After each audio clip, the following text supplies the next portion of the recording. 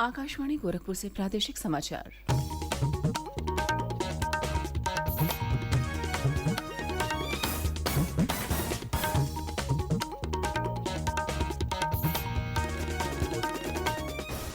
नमस्कार। समाचार बुलेटिन के साथ में शिवानी अरोरा। पहले मुख्य समाचार। आगामी नगरीय निकाय चुनाव के लिए मतदाता सूची का संक्षिप्त पुनरीक्षण अभियान कल से होगा शुरू।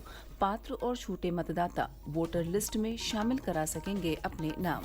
मुख्यमंत्री योगी आदित्यनाथ ने गोरखपुर में जनता दर्शन में सुनी लोगों की समस्याएं। श्री योगी आज मिर्जापुर में मां विंध्यवासिनी मंदिर के निर्माण कार्यों का करेंगे निरीक्षण। दक्षिण कोरिया के 200 बौद्ध भिक्षुओं के शिष्टमंडल ने कुशीनगर में महापरिनिर्वाण मंदिर में की विशेष पूजा अर्चना, विश्व शांति की प्रार्थना की। और मथुरा के बलदेव में होली के दूसरे दिन विश्व प्रसिद्ध हुरंगा का हुआ आयोजन। प्रदेश के विभिन्न स्थानों पर रंगोत्सव जारी। अब समाचार विस्तार से। प्रदेश में आगामी नगरीय निकाय चुनाव के लिए मतदाता सूची में नाम जुड़वाने या संशोधन कराने के लिए संक्षिप्त पुनरीक्षण अभियान कल से शुरू होगा। राज्य निर्वाचन आयोग द्वारा जारी कार्यक्रम के अनुसार नगर निकायों के तहत आने वाले सभी मतदान केंद्रों पर आज मतदाता सूची का प्रकाशन होगा और इसी सूची के आधार पर नाम जुड़वाने के दावे और आपत्तियां दाखिल किए जा सकते हैं।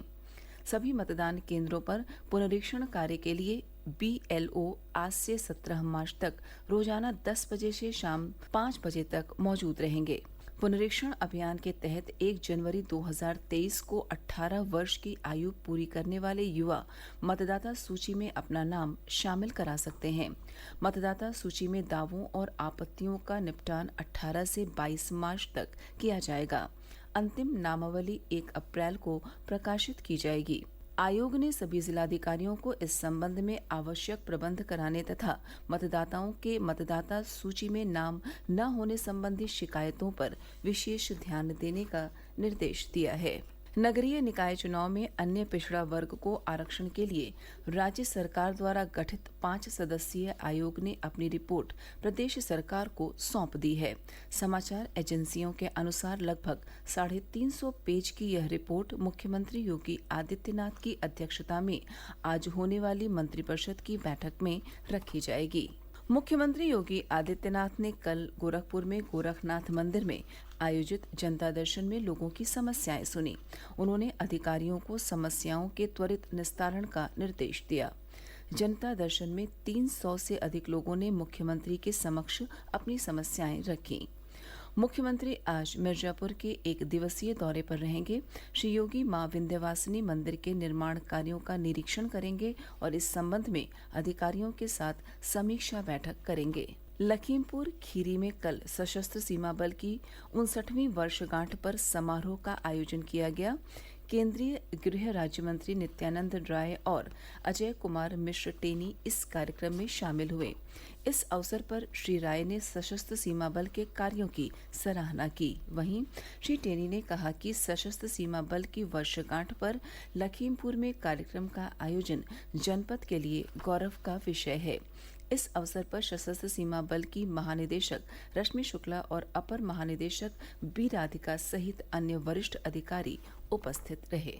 उप मुख्यमंत्री ब्रजेश पाठक ने कहा है कि केंद्रीय जांच एजेंसियां भ्रष्टाचार के मामलों की निष्पक्ष और पारदर्शी ढंग से जांच कर रही हैं। उन्होंने कहा कि भ्रष्टाचार में कथित रूप से संलिप्त विपक्षी दलों के कुछ नेता सरकार द्वारा इन एजेंसियों के दुरुपयोग का आरोप लगा रहे हैं। श्री पाठक ने कल लखनऊ में भारतीय जनता पार्टी मुख्यालय पर आयोजित पत्रकार वार्ता में कहा कि विपक्षी दलों के ये आरोप निराधार और राजनीति से प्रेरित हैं।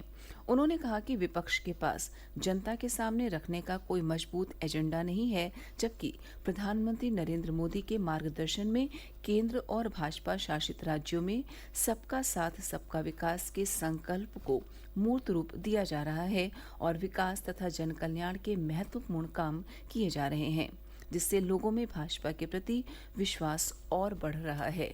प्रादेशिक समाचार आप आकाशवाणी गोरखपुर से सुन रहे हैं। शेष समाचार इस अंतराल के बाद। 99 रुपए में 1 किलो जलेबी मिले न मिले, मगर वी के साथ 99 रुपए में 28 दिन की वैलिडिटी और फुल टॉक टाइम जरूर मिलेगा। आज ही जुड़े वी के साथ। ₹99 में 1 किलो आम मिले न मिले, मगर वी के साथ ₹99 में 28 दिन की वैलिडिटी और फुल टॉक टाइम जरूर मिलेगा। आज ही जुड़े वी के साथ। दक्षिण कोरिया के 200 बौद्ध भिक्षुओं के शिष्टमंडल ने भगवान बुद्ध की महापरिनिर्वाण स्थली कुशीनगर के अपने भ्रमण के तीसरे दिन कल महापरिनिर्वाण मंदिर में विशेष पूजा अर्चना की और चीवर चढ़ाकर विश्व शांति की कामना की। शिष्टमंडल के सदस्य पैदल यात्रा करते हुए बोध गया से मंगलवार को कुशीनगर पहुंचे। भारत और दक्षिण कोरिया के राजनयिक संबंधों के 50 वर्ष पूरा होने पर दक्षिण कोरिया का बौद्ध शिष्टमंडल भारत और नेपाल के बौद्ध तीर्थ स्थलों की यात्रा पर है। इसका उद्देश्य भारत और दक्षिण कोरिया के मित्रतापूर्ण संबंधों को और प्रगाढ़ करना तथा सहयोग को बढ़ाना है। शिष्टमंडल में 111 विशिष्ट अतिथि और उनके स्टाफ के 89 लोग शामिल हैं। शिष्टमंडल 11 मार्च को कुशीनगर से नेपाल के लुम्बिनी के लिए रवाना होगा। शिष्टमंडल की सुरक्षा के लिए प्रशासन की ओर से पर्याप्त प्रबंध किए गए हैं। दक्षिण कोरिया के बौद्ध भिक्षुओं का यह शिष्टमंडल 43 दिनों की अपनी पैदल यात्रा के दौरान 1100 किलोमीटर की यात्रा तय करेगा। इस यात्रा का आयोजन दक्षिण कोरिया की संगवोल सोसाइटी की ओर से किया गया है। राज्य में रंगोत्सव होली की धूमधाम अभी जारी है। जगह जगह होली मिलन समारोह, फगुआ गायन, होली गीत और सांस्कृतिक कार्यक्रमों का आयोजन हो रहा है। पीलीभीत के माधव टांडा में महिलाओं ने कल होली खेलकर महिला सशक्तिकरण की मिसाल पेश की। बांदा जिले के खपटिहा कला में राम जानकी मंदिर परिसर में होली उत्सव का आयोजन किया गया, जिसमें गांव वालों ने रंग बिरंगे फूलों से होली खेली और स्थानीय कलाकारों ने होली गीत गाकर माहौल को रंगमय कर दिया। प्रयागराज में होली पर 3 दिनों तक रंग खेलने की परंपरा है। यहां आज भी रंग खेला जाएगा। वहीं हमीरपुर सहित प्रदेश के विभिन्न स्थानों पर भाई दूज के अवसर पर बहनों ने भाइयों को टीका लगाकर उनके दीर्घायु होने की कामना की। साथ ही लोगों ने पूजन अर्चन कर व्यापार की शुरुआत की। आगरा, संत कबीर नगर और हापुड़ सहित अन्य जिलों में पुलिसकर्मियों ने होली मिलन समारोह आयोजित कर त्योहार का आनंद उठाया। इस अवसर पर पुलिसकर्मियों ने बैंड की धुन पर नृत्य किया। राज्य के अधिकांश स्थानों पर होली खेलने का यह क्रम रंग पंचमी तक जारी रहेगा। मथुरा के बलदेव के दाऊजी मंदिर में होली के दूसरे दिन कल विश्व प्रसिद्ध हुरंगा का आयोजन हुआ। हमारे मथुरा प्रतिनिधि ने बताया कि मंदिर के पट खुलते ही हुरियारों की टोलियां परिसर में प्रवेश की और देखते ही देखते मंदिर परिसर रंगीन तालाब के रूप में नजर आने लगा। करीब 3 घंटे के आयोजन में हुरियारों ने बाल्टियां भर भर कर हुरियारिनों पर रंग डाला। इसके जवाब में हुरियारियों ने उनके वस्त्र फाड़ दिए और उसका कोड़ा बनाकर उन्हें प्रेम से पीटना शुरू किया। हुरंगा के दौरान होली का परंपरागत रसिया गायन हुआ। इस दौरान मंदिर में ढोल, मृदंग और झांझ बजते रहे। देश विदेश से आए हजारों श्रद्धालु इस आयोजन का हिस्सा बने। मान्यता है कि होली के बाद हुरंगे की शुरुआत ब्रज के राजा बलदाऊ ने की थी। उत्तर भारत का प्रसिद्ध माता पूर्णागिरी देवी मेला पड़ोसी राज्य उत्तराखंड के टनकपुर में शुरू हो गया है। माता पूर्णागिरी देवी के दर्शन के लिए कल पीलीभीत जिले से बड़ी संख्या में पदयात्री रवाना हुए। श्रद्धालुओं की सुविधा के लिए उत्तर प्रदेश परिवहन निगम और पूर्वोत्तर रेलवे ने बसों और विशेष ट्रेनों का संचालन शुरू किया है। राज्य परिवहन निगम के सहायक क्षेत्रीय प्रबंधक वी.के. गंगवार ने बताया कि टनकपुर जाने वाली बसों की संख्या में बढ़ोतरी की गई है।